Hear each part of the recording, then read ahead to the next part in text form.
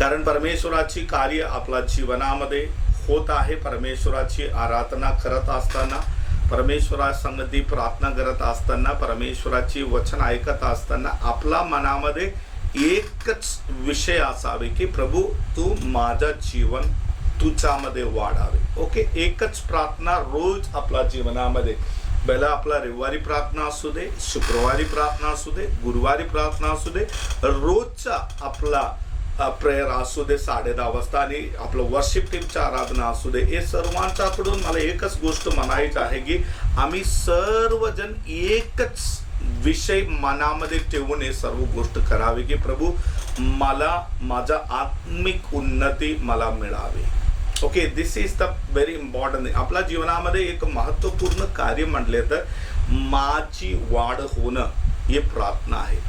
कारण प्रत्येक क्षणामध्ये एक लहान बालासारखे आपण परमेश्वराकडे गेले तर, म्हणजे परमेश्वरा मी शून्य आहे, मला काहीतरी द्यावे, माझ्यामध्ये काहीतरी भरावे, हे विषयानुसार आपण प्रभू संगती चालणारा एक व्यक्ती असेल, प्रभू निश्चय परमेश्वराची वचनानुसार देव आपला जीवन तृप्त करणारा परमेश्वराचं वचन म्हणते की देव आपल्याला तृप्त करणारा.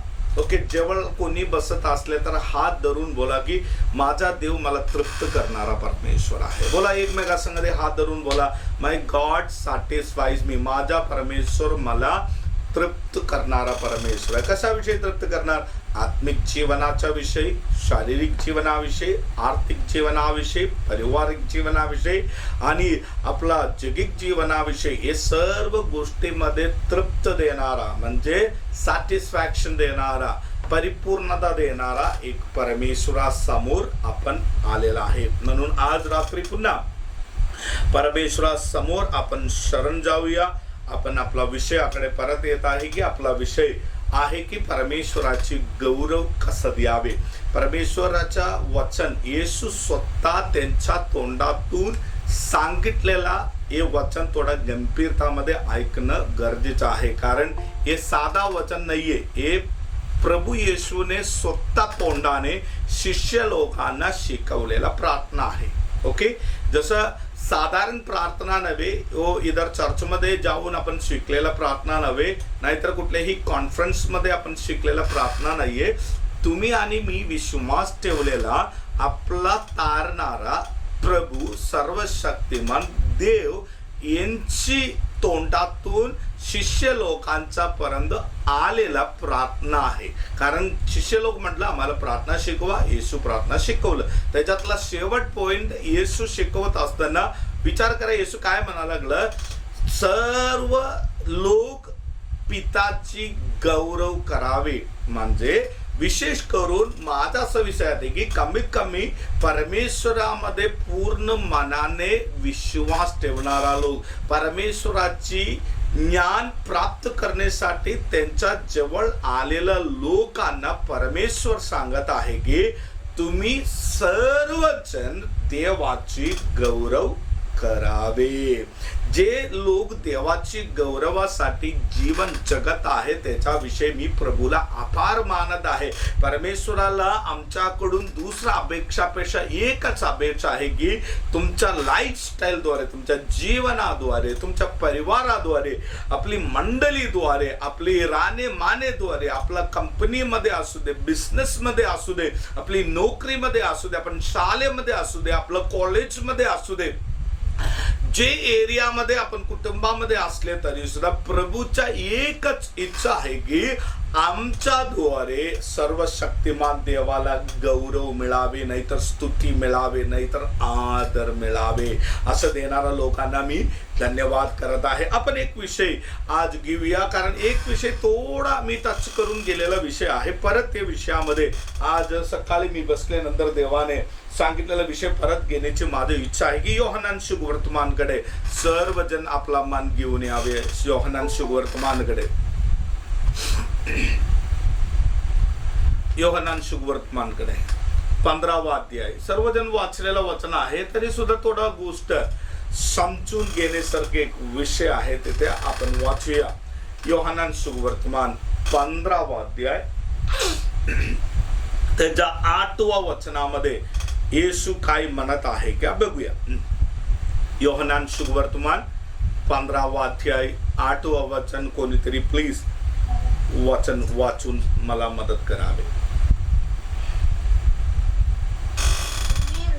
फळ दिल्याने हा, माझ्या पित्याचे गौरव होते. सी परमेश्वर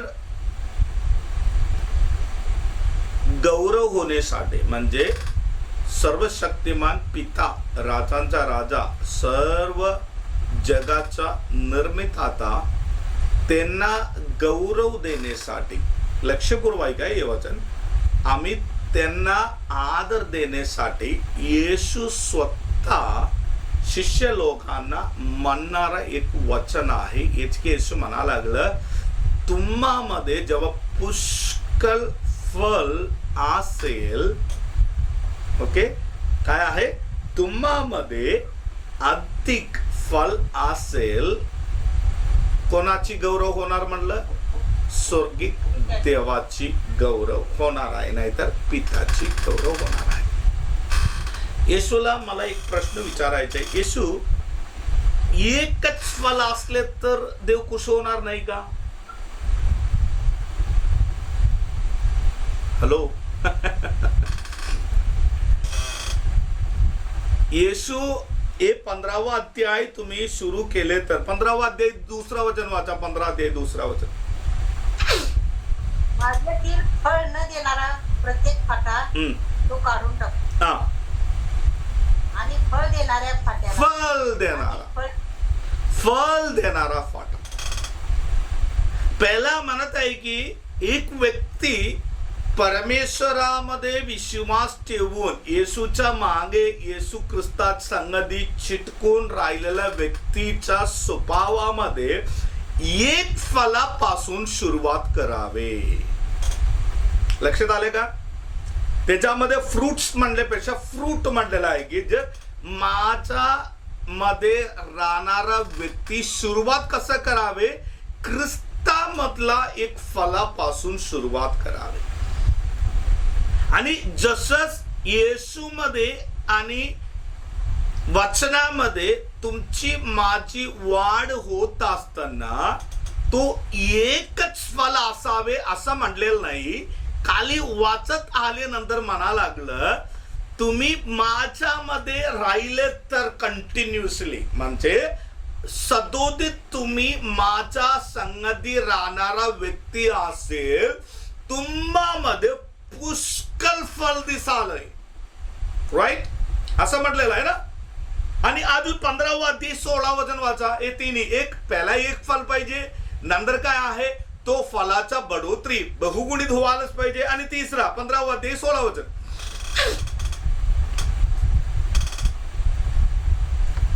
वाचा. 15वा अध्याय 16 वचन. हे तिन्ही गोष्ट सांगितल्यानंतर बाकी आपण सांगूया. तुम्ही मला निवडले नाही, हा, तर मी तुम्हाला निवडले व तुम्हाला नेमले आहे. हेतू हा की तुम्ही जाऊन फळ द्यावे, तुमचे फळ टिकावे. बस.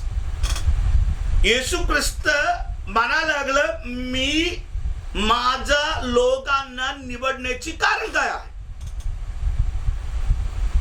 लक्षात आला? हे वाचन ऐकत असताना प्लीज माझ्या बरोबर विचार करा. येशू जर आपला समक्षतामध्ये समोर असले तर येशू आपल्याला एक विचार सांगत आहे की मी तुम्हाला निवडलं आणि नियुक्त केलं, फक्त कारण काय आहे की तुम्ही माझ्याकडून प्राप्त करणारा फल इतरांच्या पुढे दिसण्यासाठी. असं म्हटलं ना, तुम्ही जाऊन काय करावे, तुमचा फल घरामध्ये बांधून ठेवावे, असं म्हटलं. काय म्हटलेलं आहे, तुम्ही जावा. निवडण्याचे कारण काय आहे की तुम्हाला कोण निवडलं, देवाने निवडलं. निवडण्याची उद्देश काय आहे, जाऊन फळ दिलं पाहिजे. आता पहिला एक प्रश्न आहे की फल जाऊन देण्याच्या आधी फल तरी पाहिजेच. म्हणजे निवडलेला व्यक्ती प्रभू बरोबर राहण्याची उद्देश हेच आहे की Subscribe to my Yeshu channel. मधलं And also press this bell icon. स्वतः आपल्यामध्ये स्वीकार करण्यासाठी. आणि त्याच्यामुळे येशूचं वचन सांगितलं की तुम्ही माझ्यामध्ये किंवा मी तुम्हामध्ये राहिले तर अधिक फल. म्हणजे येशू मध्ये राहण्याची एक उद्देश काय आहे? फल धारण करण्यासाठी. ओके, फल याचा अर्थ असा आहे की दैविक स्वभाव, येशूची भावना, येशूचे हृदय, येशूचे ज्ञान, येशूची आदर, येशू ख्रिस्ताने कसे देवाचे वचन पाळलं ते स्वभाव आम्ही येशू ख्रिस्ता संगती राहून धारण करावे. धारण केलेल्या लोकांना निवडलं म्हटलं. निवडलेल्या लोकांना काय म्हणायला लागलं? आता तुम्ही घरी बसण्याची वेळ नव्हे, तुमच्यामध्ये फळ आहे, तुमच्यामध्ये अनेक फल निघा लागलं. म्हणून काय करा? गो आउट, तुम्ही जावा. आता माझी प्रश्न, जाणार कुठे?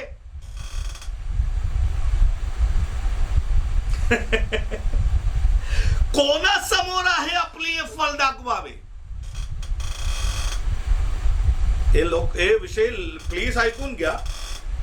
हे आपला चर्च होल्डच्या 4 बिंदीमध्ये राहण्याचे विषय मी सांगत नाही. इथे शिष्य लोकांना म्हणा लागलं, आतापर्यंत तुम्ही माझ्या संगती एकत्र बसलेला आहे, माझ्याकडून जो तुम्ही घेत आहे मला आनंद आहे, जे काही माझ्याकडून तुम्ही शिकत आहे मला आनंद आहे, जे काही तुम्ही माझ्याकडून ग्रहण केलेला विषय मला आनंद आहे. आता विषय असा आले की तुम्ही माझ्याकडून प्राप्त केलेल्या विषयी तुम्ही काय करायला लागलं? कारण प्राप्त नुकतं केले म्हणून पिताची गौरव होणार नाही. प्राप्त केलेला विषय लोकांच्या पुढे दाखवले तर प्रभू म्हणा लागलं, देव तुमच्यावर प्रसन्न होणार. राईट? आणि ते फल कसं आहे? लोकांच्या पुढे दाखवावे आणि ते दाखवलेल्या फल स्थिर असावे. असं आहे वचन. 15-16 वचन आणि परत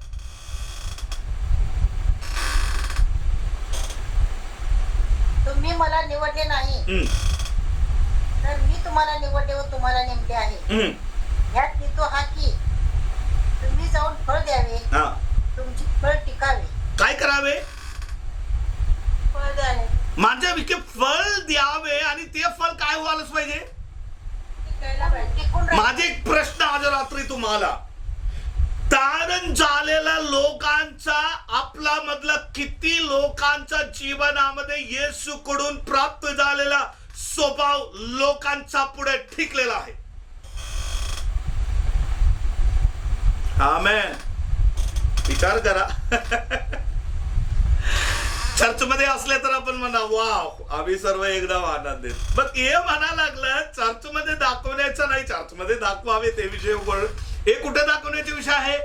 जे तुमचं वैर आहे, जे तुम्हाला द्वेष करणारा लोक आहे, ते तुम्हाला समजून न घेणारा लोक आहे, ते तुम्हाला त्रास देणारा लोक आहे, हे लोकांच्या पुढे तुम्ही जात असताना तुम्ही प्रभू मधून प्राप्त केलेलं फल त्यांना दाखवायलाच पाहिजे. आणि त्यांच्याकडून उत्तर मिळाल्यानंतर सुद्धा कदाचित विरुद्ध उत्तर असणार, कदाचित त्रासकारी उत्तर असणार, तरी सुद्धा तो फल कधी नष्ट होऊ नये. त्यांनी मला निंदा केली तरी सुद्धा माझ्यामध्ये असलेला फल कायम स्थिरतामध्ये असणार. हे बघितल्यानंतर माझ्या पिताला गौरव मिळणार. हालेलुया. पिताला गौरव केव्हा मिळणार? जो फल दाखवल्यानंतर किती विचार करा, आपण किती पण चांगलं राहिले तरी सुद्धा लोक काय नाव ठेवतात, बरोबर? ते बघून आपण काय करतात? 1-2 दिवस आपण सहन करतात, 3रा दिवसानंतर आहे ते कॅरेक्टर बदलते आपली. राईट? समजून घ्या. एक व्यक्तीकडे तुम्ही जायला लागलं आणि तुम्ही कायम जाऊन नम्रता दाखवावं लागलं आणि रोज तुम्ही गेल्यानंतर ते बाळा लागला, हे बाई आलं बघा, ही लेश आणि कायम दाखवते अशी. एक 3 दिवस बोलू दे, 4था दिवस तुम्ही जाणार नाही, कारण आपला फल आपण सोडले. येशू काय म्हणायला लागलं, फल असावे, फल ठिकावे. फल असलेल्या लोकांना ते फल राखून ठेवले तर कोण प्रसन्न होणार? परमेश्वर प्रसन्न होणार. हे तिन्ही वचन एकत्र तुम्ही तुमच्या मनामध्ये घ्या. फलापासून सुरुवात केलं आणि तो फल अनेक फलाने फलवृद्ध झालं आणि अनेक फल घेऊन आम्ही बाहेर केलं. बाहेर केल्यानंतर परमेश्वर म्हणायला लागलं, हे स्वभावांच्यामध्ये कोणतेही कमतरता नसावे. जर येशूकडून तुम्ही नम्रता स्वीकार केले तर हे नम्रताचं फल कायमस्वरूपी असावे. येशूकडून तुम्ही क्षमा करण्याला हे फल धारण केलेलं असले तर लोकांचा निंदा झाले तरी सुद्धा तुमच्या हे क्षमा करण्याचे फल कायम ठिकावे. आम्हाला न प्रेम करणाऱ्या लोकांच्यावर आमची प्रेम कधी कमी होऊ नये. लक्षात आले का? आमची नीती महत्व इतरांच्या अनीती बघून कमी होऊ नये. आमचं सत्य बोलणं इतरांचं असत्य ऐकून बंद होऊ नये. आम्ही भ्रष्टाचारापासून मुक्त झालेला, आम्ही भ्रष्टाचार नसलेला एक फल आपल्यामध्ये असले तर तशी व्यक्ती भ्रष्टाचार करणारा लोकांच्या मध्ये गेल्यानंतर तुमच्या मधला हे फल नष्ट होऊ नये. हालेलुया. लक्षात आलं मी का म्हणा लागलं? 10 लोकांच्या मध्ये तुम्ही कोण आहे, ख्रिस्तामधला व्यक्ती कायम स्वरूपी तसंच राहणं हे परमेश्वराची गौरव आहे. हालेलुया. आमच्यापैकी किती लोक अशी आहे की आहे मी तसंच लोकांच्या पुढे सेम. चर्च मधला सेम व्यक्ती विरोधी व्यक्तीच्या समोर सुद्धा तसा आहे. काही लोक आहे मंडळीमध्ये एकदम पवित्र लोक असतात आणि जगामध्ये जाऊन मूर्तीपूजा करणाऱ्या लोकांच्या संगती चुप चुप थांबते आणि म्हणायला लागलं कोणी आमच्याकडे पाहत नाही. कसली फल आहे तुमची? मंडळीमध्ये टाळे वाजले, वा देवा तू किती महान, तरी सुद्धा परिस्थिती अनुसार चालणारा एक व्यक्ती नव्हे तुम्ही. हे तुमचा फल ठिकावे. याचा अर्थ असा आहे की तुम्ही जे दिवस येशूला स्वीकार केलं ते दिवसामध्ये प्राप्त झालेलं तुमचा फल कोणाही पुढे नाश होऊ नये. हॅलो. अजून एक वचन वाचूया. लूक सुवर्तमान. हे वचन नीट आहे का? लूक सुवर्तमान 3रा अध्याय. परीशी लोकांच्या संगती येशू बोलत असताना बोललेलं एक वचन आहे. लूक सुवर्तमान 3रा अध्याय 3. समजा लागलं सर्वांना? माझा आवाज पोचते? ओके. अध्याय 3 8 वचन वाचा. आता पश्चातापास योग्य ती फळे द्या. हे कोणा संगती बोलायला लागलं येशू? करणाऱ्या लोकांना येवार म्हणा. हे कोण आहे? म्हणजे नियमशास्त्र माहिती असलेला लोक आहे का माहित नसलेला लोक? हॅलो हॅलो लक्षपूर्वक ऐका वाचा प्लीज. एक गोष्ट योहन्नान सांगत असताना, बाप्तिस्मा करणारा योहन्नास सांगत असताना हे कोणाला सांगायला लागलं? आपल्या भाषेमध्ये सांगितले तर चर्चमध्ये येणारा, बायबल वाचणारा, दानार्पण टाकणारा, बायबल संदेश सांगणारा, प्रार्थना करणारा, उपवास करणारा, सर्व गोष्टीमध्ये आम्ही परफेक्ट आहे म्हणून चालणारा अशी लोकांना प्रेषित देवाची सेवक बाप्तिस्मा करणारा योहानन काय म्हणा लागलं? पश्चातापास योग्य अशी फळे द्या. का असं म्हणा लागलं? बरोबर ना? तुम्हाला शंका असले तर त्याच्या पहिल्या वचनापासून वाचा. लूक सुवर्तमान 3रा अध्याय पहिल्या वचनापासून. तेव्हा तिबिरियस कैसर त्याच्या राज्याच्या 15व्या वर्षी पंतय पिलात यहुदियाचा अधिकारी होता. हेरोद गालिलाचा मांडलिक त्याचा भाऊ फिलिप हा इथुरिया ट्राकोनिकी या देशाचा मांडलिक व लुसिनिया अबिलेनाचा मांडलिक होता. आणि हन्ना व कयफा हे प्रमुख याजक होते. जखर्याचा मुलगा योहान यांना रानात देवाचे वचन प्राप्त झाले. मग तो यार्देन जवळच्या सगळ्या प्रदेशात पापाच्या क्षमेसाठी पश्चाताप करून बाप्तिस्मा घ्यावा अशी घोषणा करीत फिरला. हे यशाया संदेशाच्या पुस्तकात जसे लिहिले आहे त्याप्रमाणे झाले. ते असे अरण्यात घोषणा करणाऱ्याची वाणी झाली ती अशी की परमेश्वराचा मार्ग तयार करा, त्याच्या वाटा नीट करा. प्रत्येक खोरे भरे, प्रत्येक डोंगर व टेकडी सकल होईल, वाकडी सरळ होतील, खडकाळीच्या वाटा सपाट होतील आणि सर्व माणसे देवाने केलेले तारण पाहतील. तेव्हा जे लोकसमुदाय त्याच्या हातून बाप्तिस्मा घ्यावयास त्यांच्याकडे निघून येत असत त्यास तो म्हणत असे, अहो सापाच्या पिल्ल्यानो. हे कोणाला सांगा लागलं? बाप्तिस्मा करायला येणारे लोक, बाप्तिस्मा करायला आलेल्या लोकांना सांगा लागलं का सापाचा पिल्लू दुसऱ्याला? जनसमुदाय आले, बाप्तिस्मा काय लोक करत आहे, काय लोक बघायला आलता. काय म्हणतात? काय लोक आले? बाप्तिस्मा करणारा योहानान काय करावं अशी कोणता लोक आहे? फरीसी लोक, नियमशास्त्र माहित असलेले लोक, नुसतं बघण्यासाठी आलेल्या लोकांना काय म्हणा लागलं? आहो सापाची पिल्लानो. वाचा. भावी क्रोधापासून पळावयास तुम्हास कोणी सावध केले? कोणी सावध केले? आता पश्चातापास योग्य अशी फळे द्या. हे कोणाला सांगत आहे माहितीये का? सकाळी उठणार, आपली भाषेमध्ये सांगितलं तर सकाळी 5 वाजता किंवा 4 वाजता उठणार, गुडघे टेकणार, पारंपरिक प्रार्थना करणार, बायबल उघडणार, वाचणार, मनन करणार, बाहेर जाणार, गलत काम करणार, परत येणार, प्रार्थना करणार, माफी मागणार, सकाळी उठणार, बायबल वाचणार, आराधना करणार, गलत करणार, परत येणार. अशी लोकांना सांगा लागला, अरे बाबानो कमीत कमी तुमच्या पश्चाताप झालेला प्रूफ तरी दाखवा. हे चुकीचा गोष्ट रोज करून करून करून करून हे लोक म्हणा लागले आमची पश्चाताप झाले. हे पण आहे ना आपली पण वाद. पास्टर आम्ही 15 वर्ष आलं आमची तारण झालं. अरे तारण झालं, तारण झाल्याचं चिन्ह कुठं आहे? हॅलो, आम्ही 50 वर्षापासून देवामध्ये, अरे 50 वर्ष असू दे तरी सुद्धा त्याची फल कुठं आहे सांगणे? नो ना, आम्ही मॅक्सन बास्टनच्या चर्च मधला मेंबर आहे जे ओके चांगला. अरे बाबा मॅक्सन बास्टर असू दे, त्यांच्यापेक्षा मोठा बास्टर असू दे, प्रॉब्लेम ते नव्हे. प्रॉब्लेम हेच आहे की तुमची माझी पश्चाताप झालेला त्यांचा चिन्ह काय आहे?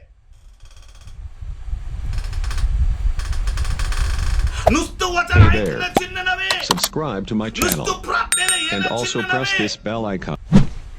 नुसतं उपवास धरणं चिन्ह नव्हे, नुसतं दानार्पण देणं चिन्ह नव्हे. चिन्ह काय आहे?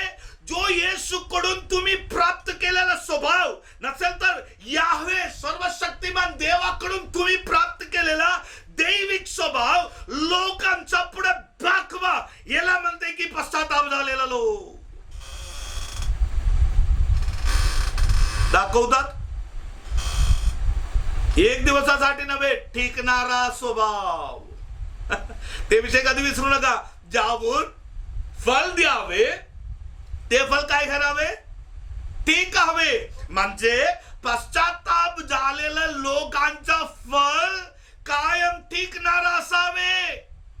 अशासाठी की मी फल देण्याचे कारण, माझं फल खचून ना जाण्याचे कारण, माझं फल खराब ना होण्याचे कारण एकच आहे.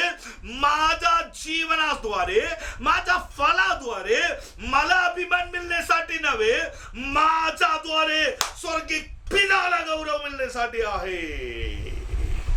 हालेलुया. मग विचार करायलाच पाहिजे. माझं तारण झालं, याच्या अनुसार विचार काय आहे म्हणा लागलं योहानान.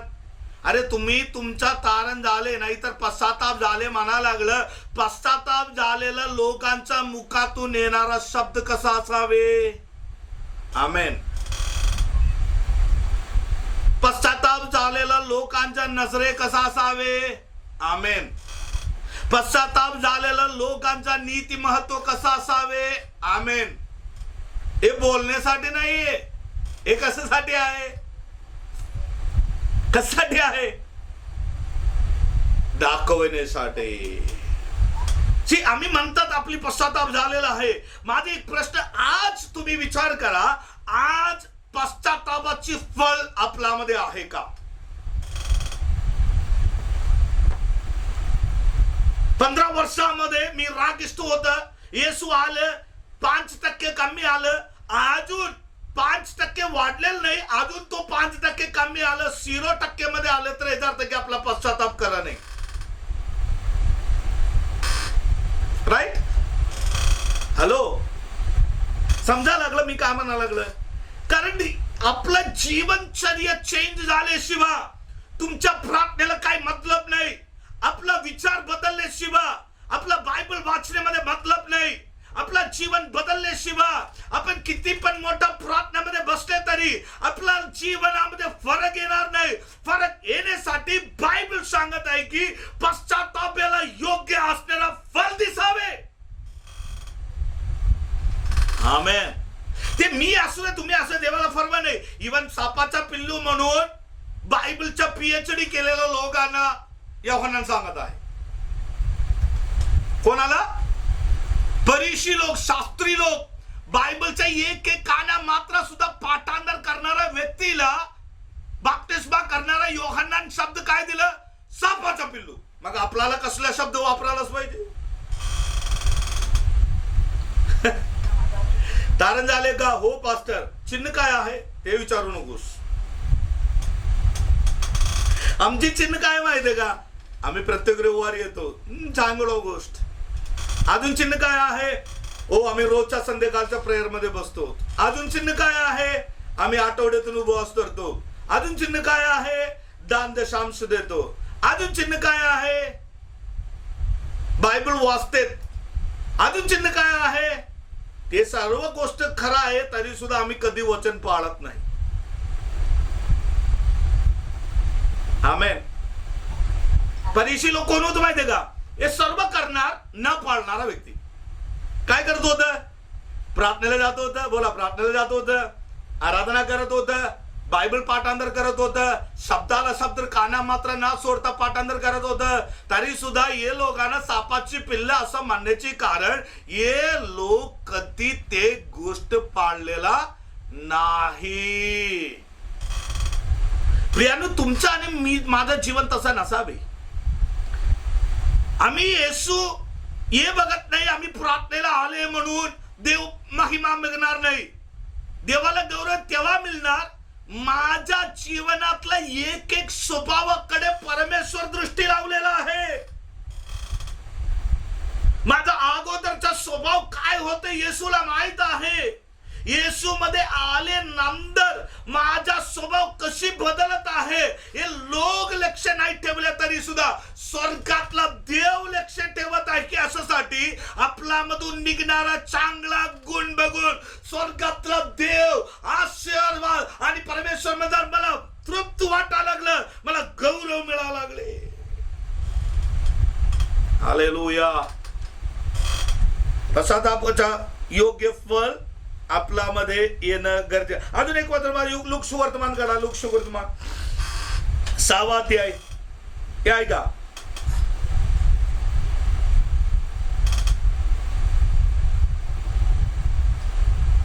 लूक सुवर्तमान 6वा अध्याय. वचन हा, त्यांच्या 43-44.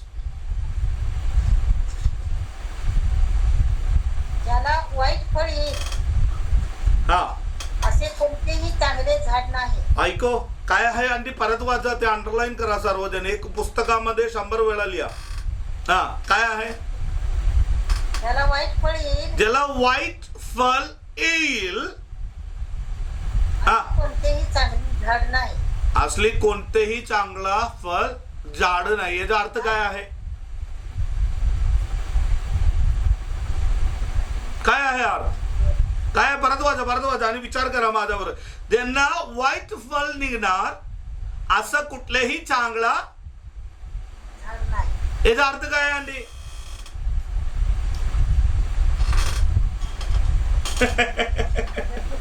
असेल तर त्याच्यात वाईट स्वभाव नसणार असेल. म्हणजे अर्थ काय? येशू म्हणायला लागलं तुम्ही माझ्यामध्ये असले तर वाईट फळ आहे. हॅलो, आता पुढचं वचन पण वाचा. तेच तसेच हा ज्याला चांगले फळ येईल हा असे कोणतेही वाईट झाड नाही. हा बघा, वाईट झाडातून बोला, वाईट झाडातून काय येणार नाही? चांगलं फळ येणार नाही. वाईट झाड म्हणजे कोण? येशूमध्ये नाही. हा, तोडकी भाषेने बोलले तर असं बोलूया, प्रार्थना करायला येतेच, बायबल वाचायला येतेच, बायबल एक काना मात्रा पाठांतर करतात आणि पारंपरिक उपवास प्रार्थना 40 दिवस 50 वर्ष करतात आणि काही 21 दिवसाचा 50 वर्ष करतात, दान दशांश करेक्ट देतात. अशी लोकांना बायबल सांगते की वाईट झाड देवाचं वचन पळत नाही. हा नाही हे तरी असले तर वाईट झाड होणार नाही ना. वाईट झाडाविषयी सांगत की वाईट झाडातून काय येणार नाही? देवाला आवडणारा स्वभाव येणार नाही. काय लोकांना म्हणते की ना प्रार्थना केलं तर चांगली नाही. सर्व जग प्रार्थना करत आहे बाबा. नो आम्ही उपवास करा. अरे सर्व जग उपवास करायला लागलं. आपल्याला माहित आहे की आता आपलं मुसलमान लोकांचा रोजा आत्ता संपलं. तशी कठीण उपवास प्रार्थना कोण करतात? आपण सकाळी दुपारी काहीतरी खाऊन उपवास करतात. हे लोक आपला तोंडातलं पाणी सुद्धा गिळत नाही, एवढा कठीण उपवास. अरे आमच्यापेक्षा चांगलं उपवास प्रार्थना त्यांनी करतात. आम्हाला अभिमान का वाटतं माहिती का? हो आम्ही प्रार्थना करतो उपवास. अरे येशू म्हणायला लागला, अरे डोंगी लोगो ये नवे फल. उपवास करतो, अनिधी करतो, उपवास करतो, असत्य बोलतो, प्रार्थना करतो, लोकांचा चिंगली करतो, सर्व गोष्टी गलत करतात, म्हणतात मी येशूचा आहे. नो, अशी फल कधी चांगला निघणार नाही. तर झाडच खराब आहे असं म्हणलं ना, झाड खराब आहे. तो परत वाचा अंडी. जे झाडात जे चांगला झाड नाहीये त्याच्यातून ज्याला चांगले फळ येईल असे कोणतेही वाईट झाड नाही. म्हणजे अर्थ आहे की वाईट झाडातून काय चांगला फल येणार त्याला वाईट असे कोणतेही नाही. एक मिनिट, वाईट झाडातून चांगला फल येणार नाही. वाईट झाड म्हणजे कोण? येशूचा स्वभाव ज्याच्यामध्ये येशू म्हणतात. बोला असं म्हणा, येशू म्हणतात. येशू म्हणतात. येशूचा विरोध वागतात. येशूच्या विरोधात वागतात. देव पिता गौरव होणार. समजायला लागलं what I am trying to say. येशू म्हणा लागलं शेवटच्या काळामध्ये माझ्या नावामध्ये भूते काढेल, माझ्या नावामध्ये महत्कृत्य करेल, माझ्या जीवनामध्ये अद्भुत चमत्कार दाखवेल, माझ्या नावाद्वारे भविष्यवाणी करेल, माझ्या नावामध्ये अनेक लोकांसाठी प्रार्थना करेल, आरोग्य त्यांना मिळणार. तरी सुद्धा अशी लोक येशू जवळ आले. नंतर येशू म्हणायला लागलं, दुराचार करणारा लोगो मी तुम्हाला अय्यो. अरे पास्टर असं पण आहे. हा मी म्हणत नाही, बायबल म्हणतात. कारण काय आहे? वाईट झाड असले तरी सुद्धा अशी गोष्ट निघणार. लक्षात आहे बा. वाईट झाड असले तरी सुद्धा काय होणार? तुम्हाला मला वाटणार चांगली फल आहे, ते चांगली फल नाहीये बाबानो. हात जोडून म्हणतो, मागे पळू नको त्यांची. जे फल बघून आपल्याला आवडते म्हणून पळापळी करू नका. देव म्हणायला लागले हे फल चांगला नाही, कारण तो झाड खराब आहे. महत्कृत्य बघून फळाफळी करू नको, झाड चांगला नाही. देवाला गौरव होण्यासाठी हे नाही केले तरी चालते, तरी सुद्धा स्वभाव देवाला आवडणार असावे. आमेन. समजा लागलं. आता चांगला फळ, चांगला झाड यांच्यातून काही निघणार नाही. वाईट फळ येणार नाही. हे चांगला झाड म्हणले तर कोण? देवच वचन. नाही, एक आपण वाचूया स्तोत्र संहिता पहिला अध्याय. चांगला झाड कुठे आहे दाखवतो पहिला. जे झाड पाण्याच्या Hey there. हे बाबा, आपण Bible Subscribe to my वाचूया channel. पहिला वचनापासून And वाचा. also press this bell icon. झाडाचं उल्लेखन तिथे केलेलं आहे आणि इरम्याचं पुस्तक 17व्या अध्यायामध्ये पण आहे. वाचूया. हे वाचा पहिला. योहाना आपला स्तोत्र संहिता पहिला अध्याय. झाडाचा जे चांगली झाडाचा विषय सांगा लागला. हा म्हणा, पहिला वचनापासून वाचा. पहिल्यापासून हा वाचा ना. ते काय सर्व पूर्ण वाचले तर त्याचा अर्थ करणार. वाचा. जो पुरुष दुर्जनाच्या मसलतीने चालत नाही. हा म्हणजे हे चांगल्या झाडाचे एक स्वभाव काय आहे? दुर्जनाची संगत करायची नाही. त्यांच्या मसलतीने चालायचं. आम्ही त्याच्या संगती चालत नाही तरी सुद्धा त्याच्या विचारानुसार चालतात. अजून हा वाचा प्लीज. मार्गात उभा राहत नाही. काय म्हणतात? पापी जणांच्या मार्गात उभा राहत नाही. कोणता झाड? चांगलं झाड. सर्व लोक ऐका प्लीज लिसन. मी एक गोष्ट शिकवा लागले. याचं कारण आहे की अनेक प्रकारची चांगला फल आहे म्हणून दिसण्यासारखे झाड आहे ते झाड चांगला नाही. चांगला झाड दिसण्यासाठी ही गोष्ट तुमच्या आणि माझ्या मनामध्ये क्लिअर पाहिजे. आज रात्री चांगला झाड असले तर पापाचा वासनामध्ये चालणारा ते मार्ग तो निवडणार नाही. हॅलो.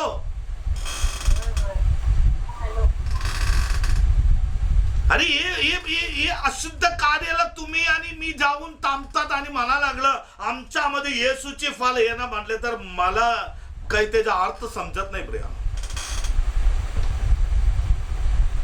दुर्जनांच्या मस्तुरीत पापी जनांच्या मार्गामध्ये मार्गामध्ये याच्यात म्हणजे पाप करण्यासाठी मार्ग समोर आले नंतर म्हणणार सॉरी हे मार्ग माझा. हॅलो. हो हे नाही तर हे मला सोडून जाणार, हे व्यक्ती माझ्यावर रागवणार. अरे बापरा, तुमचा झाड खराब व्हाले.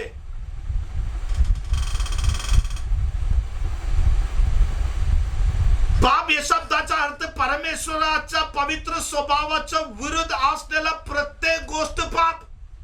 तसली एक वाट तुमच्या समोर आल्यानंतर जाऊन उभे राहिलं आणि म्हणा लागलं मी येशूच आहे म्हणून येशूला कळंक करू दे. येशूचा लोक वेगळा असावे, त्याचा स्वभाव वेगळा असावे, पापाच्या मार्गापासून अलिप्त राहावे. योबाविषयी सांगत असताना देवाची साक्ष असा की हे व्यक्ती पापापासून दूर राहणारा. हॅलो. हे आहे की झाडाचे एक्सप्लेनेशन. चांगली झाड कुठे थांबणार नाही? पापींच्या मार्गामध्ये. आणि पुढचं आणि निंदकाच्या बैठकीत बसत नाही. हा कशाला जाऊन भेटते निंदा करणाऱ्या लोकांच्या? कारण निंदा करणाऱ्या लोकांचा तुम्ही बसले तर ते लोक निंदा करत असणार आणि तुम्हाला राग. देव म्हणायला लागला अशी लोकांच्या पासून दूर राहावा ना. थोडा मित्र असू दे, रिलेशन असू दे, निंदा करण्याच्या संधी आले तर एक स्टेप लांब राहावा, नाहीतर तुमचा झाड खराब होईल, तुमच्यामधलं चांगलं फल खराब होईल, तुमच्यातून चांगली येशूची फल निघू शकत नाही, पिताला गौरव मिळणार नाही, आदर मिळणार नाही. म्हणून म्हणा लागलं एक गोष्टीपासून अलिप्त, हे 3 गोष्टीपासून अलिप्त. आणि बाकी काय करावे? दुसरं वचन परमेश्वराच्या नियमशास्त्रात रमतो. हा काय करतो? परमेश्वराच्या नियमशास्त्रात रमतो. रमतोय शब्दाचा अर्थ काय माहितीये का? हॅलो. आम्ही वाचतेच भरपूर होय की नाही? परमेश्वराची नियमशास्त्रात रमतो म्हणजे काय आहे? तोच वचनाचा नुसतं विचार करायचा. नाही, विचार फक्त नाहीये, वचन सोडून कोणतेही जीवन जगणार नाही. याला अर्थ आहे की वचनामध्ये रमतो. हॅलो, चांगला झाडाचा विषय सांगा लागला. चांगलं झाड कसं आहे? कसं आहे चांगलं झाड? देवाची वचन सोडून कुठलेही निर्णय, कुठलेही मार्ग, कुठलेही बोलणं, कुठलेही वागणं नसणं. वाचणारा लोक आहे असं म्हटलेलं आहे मी. वाचते, सर्व वाचतेत, रोज वाचतेत, एक एक अध्याय, 25-25 अध्याय, तरी सुद्धा फायदा काय आहे? क्या फायदा आहे? हालेलुया. हे झाड म्हटले तर साधा झाड नव्हे, ख्रिस्तापासून निघून आलेला हे झाडामधला कोणतेही फळ कधी कुजलेला नसणार, कधी वाळलेला नसणार, कधी खराब नसणार, कारण येशू ख्रिस्त कधी खराब नाहीये. हालेलुया. समजा लागलं? हे फल असं आहे की नियमशास्त्रामध्ये रमणारा फल. माझे एक प्रश्न, तुम्ही शांत मनाने तुम्ही तुमच्या अंतकरणामध्ये, मी माझ्या अंतकरणामध्ये विचार करूया. प्रभू, आज सकाळी पासून मी प्रभूचं वचन सोडून इकडे तिकडे चाललेला आहेत का? मग आज तुमच्याद्वारे, माझ्याद्वारे पिता गौरव झालेला नाही.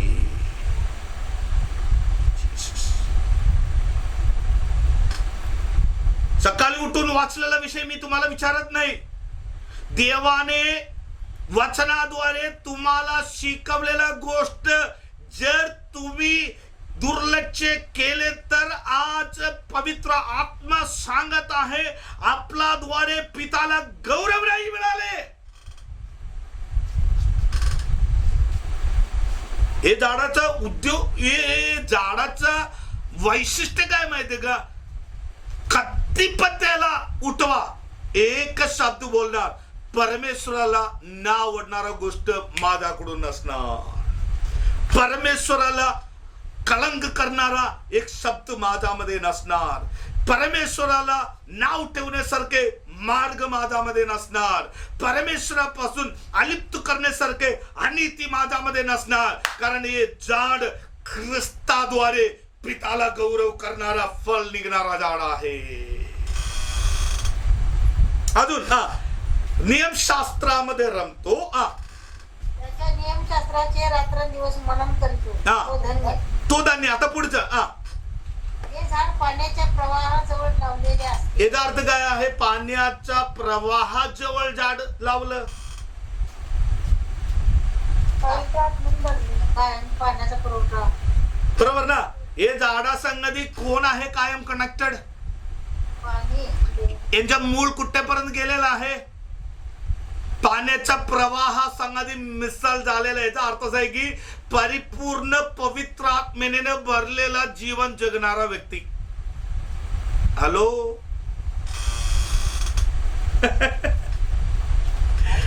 हे झाड कोण आहे? कसलं झाड आहे? तांदळाचं झाड. मरुभूमीमध्ये तांबलेलं झाड नव्हे. हॅलो,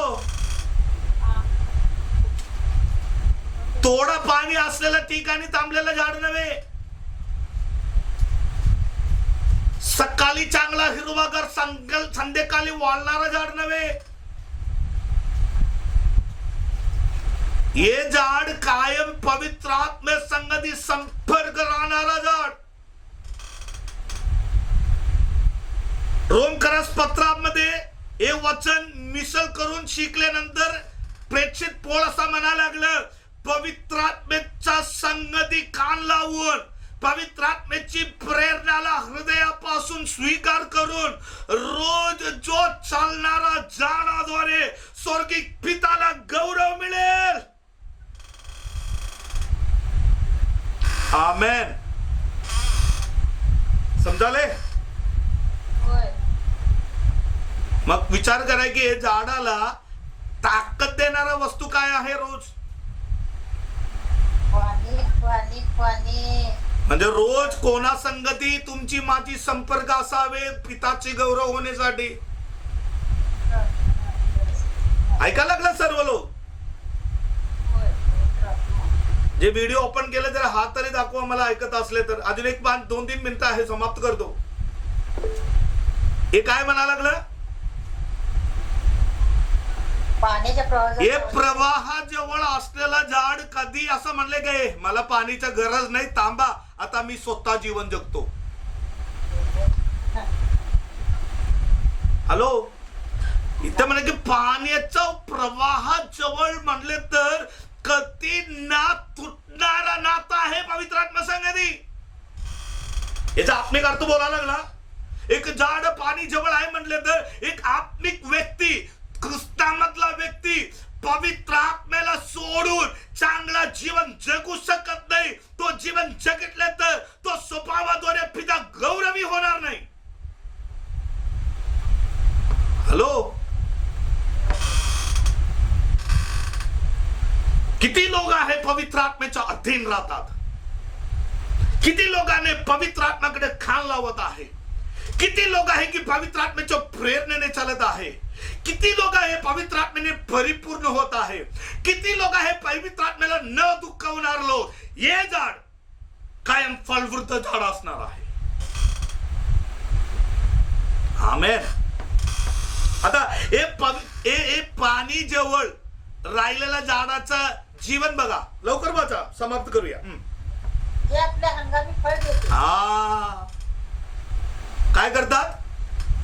फळ देते. फळ बोला, फल देणारा. फळ देणारा. कधी? राईट टाइम मध्ये फल देणार. हंगामीत फल देणार याच्यात की राईट टाइम मध्ये फल दिसणार, योग्य वेळेमध्ये. याचा अर्थ असा आहे की येशू ख्रिस्ताजवळ कुष्ठरोगी आलं, येशू असं म्हटलेलं नाही 10 दिवसानंतर ये मी दाखवतो माझी फल.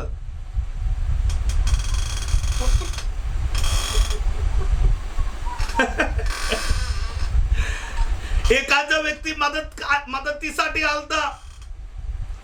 येशू म्हणलं येशू तुझे मन असले तर मी शुद्ध होऊ.